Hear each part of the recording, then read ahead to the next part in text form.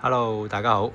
今日同大家介紹下呢部最新翻貨嘅 Java Neo 碳纖維前叉版泰式9速波箱嘅3摺疊車。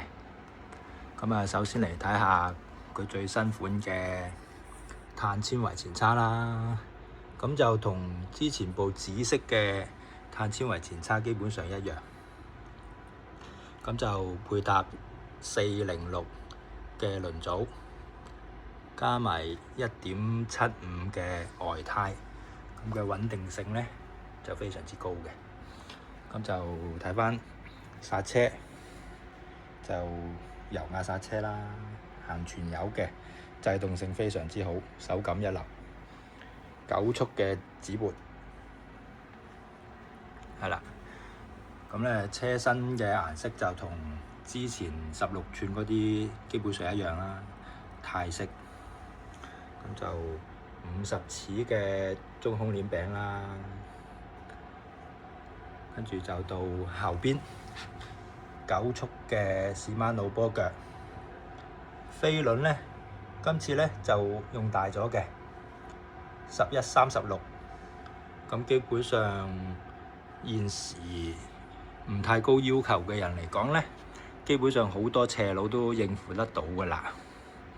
咁嗱，依架車咧，全車嘅重量咧，連埋腳踏磅個咧就10.6 kg，比預期中輕喎。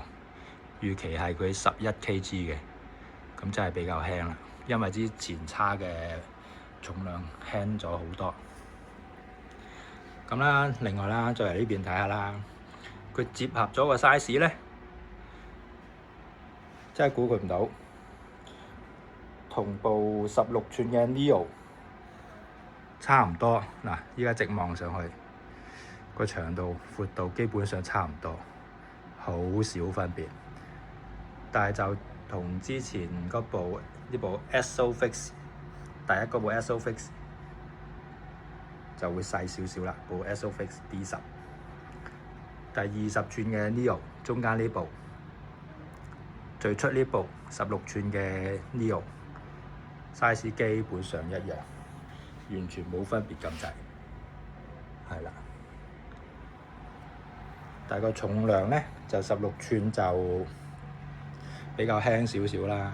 16寸嘅重量就係10 kg，20寸咧就依家你望緊呢部20寸咧，佢就咧10.6 kg，咁就因為大咗啲冇辦法啦嚇，但係就需要穩定性比較高啊，或者個人嘅身高比較高啊，咁就其實就比較適合踩20寸多啲嘅。不過就呢啲各有各口味啦，睇自己需求、自己鍾意啦。好啦，咁今次條片就介紹到呢度，多謝大家收睇，拜拜。